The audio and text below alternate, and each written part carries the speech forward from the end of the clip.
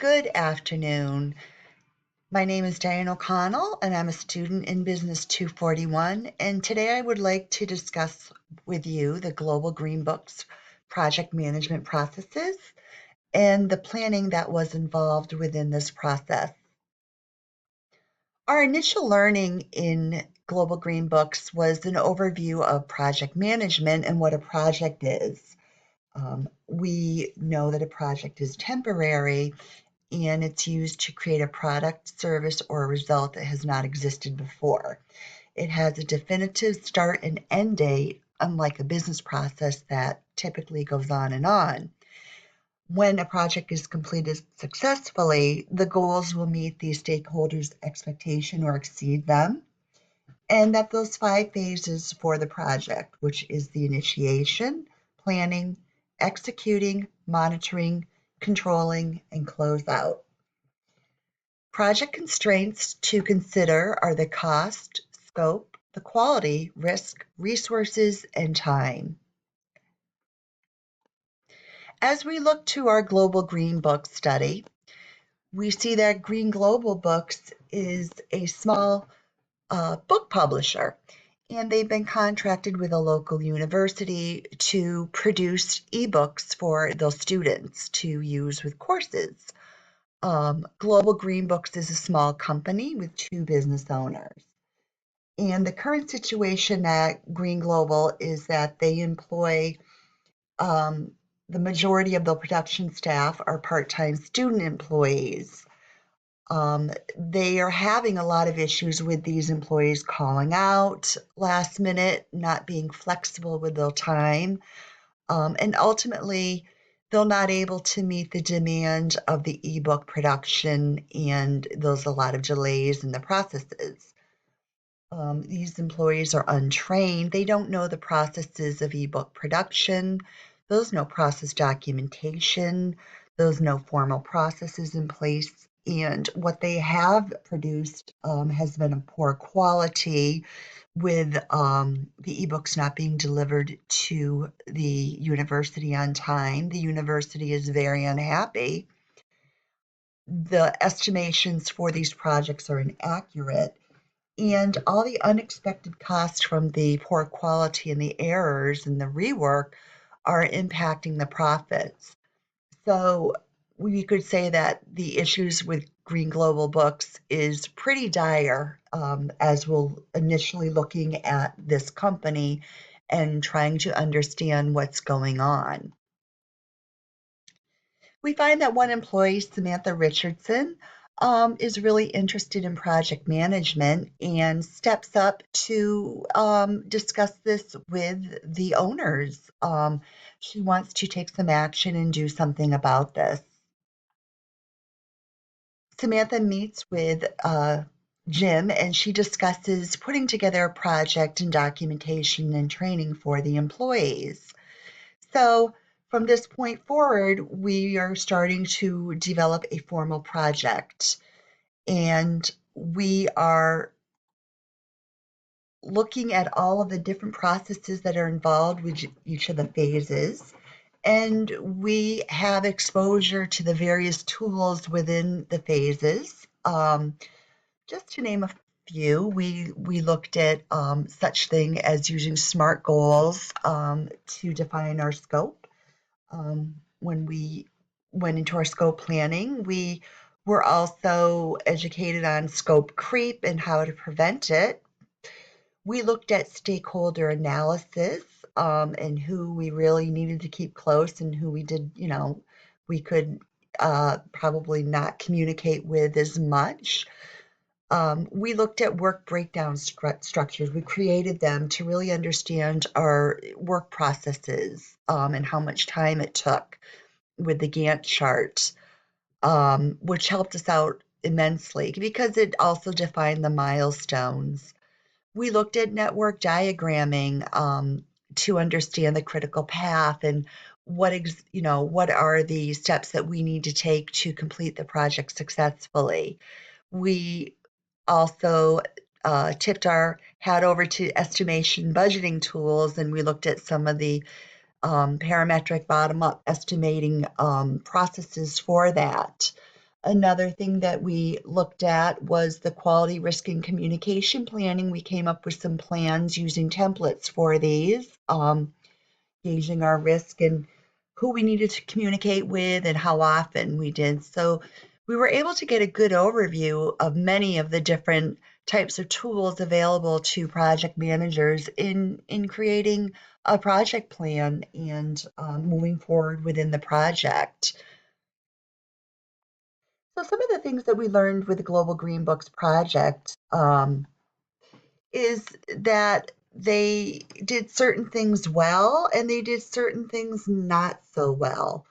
As we ended the project and we were going into a business as usual state, we realized that the closing of the projects wasn't really happening the way they should be happening, and that the lessons learned weren't being documented.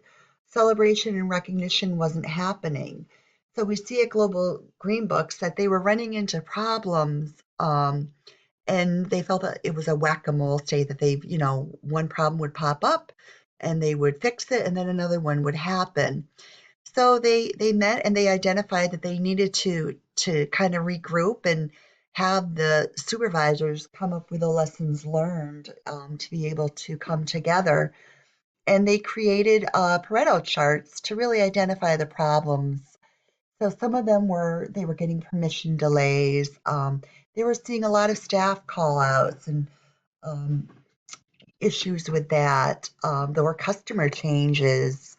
The quality process wasn't happening until the very end, and the communication between the work processes wasn't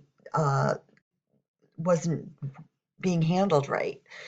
So some of the things that they came up with were to truly understand the quality process needed to happen sooner, and there was a perception that quality wasn't something that was ingrained in the process, which it really needed to be part of the entire process from beginning to end. And everybody needed to be concerned with it and checking for it. Another big thing was the communication with the customer, um, understanding that, changes couldn't occur once, they received the final job order. So that was really, understanding the voice of the customer. A big thing was the formatting wasn't, the editing and the formatting and the content wasn't coming out properly on certain devices. So maybe somebody was using a computer screen or an ebook reader or a phone, and sometimes it would be fuzzy. So that's something that really the customer service staff should be working together with the production staff at the beginning to really understand, all right, can this specific content and formatting be, successful with these different types of devices. So they really need to create a job template that was revised to fix the checking, the quality, and the communication between the different teams throughout this process. Um, Another thing that was an issue was the budgeting. Although they weren't receiving customer returns, the university was. That's a big problem eventually for Global Green Books because the university is only going to deal with that for so long, and then they're going to see another company for the ebook needs. So some of the things they did well was they standardized the process of ebook production and they created a job order. They implemented training and experience among the staff. They created a scheduling and created planning to get the ebook up and running and get some sort of process in place where they didn't have that before. So those were some of the good lessons learned. Some of the takeaways that were pretty good that could be used on other projects was that the project management skill sets were trained across the employees that were existing. Although the newer employees didn't receive that, they definitely learned more, and that's always a help to any company. Documentation and training were created, which is something that can always be used on any type of project. Um, They created some good job templates and communication tools, and they learned how to use project management tools. So some of those items were a good takeaway to use on other projects, were just being able to use those skills that they learned. Some of the risk assessment items that I think they could have probably mitigated were the part-time student employees. They really could have foreseen that from the start, that they really probably needed to focus on getting some full-time employees in there that had a vested interest in the company versus a part-time student employee where that job wouldn't really be the priority for them.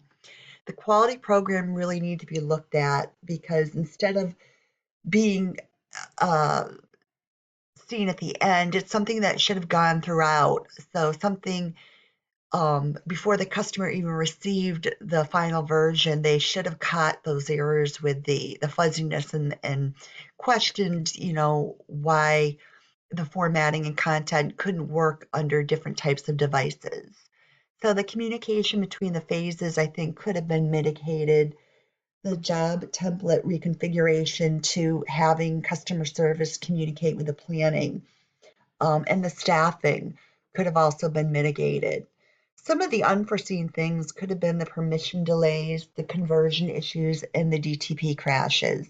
So there were a few unforeseen things, but there were some things certainly that could have been mitigated before the project ended.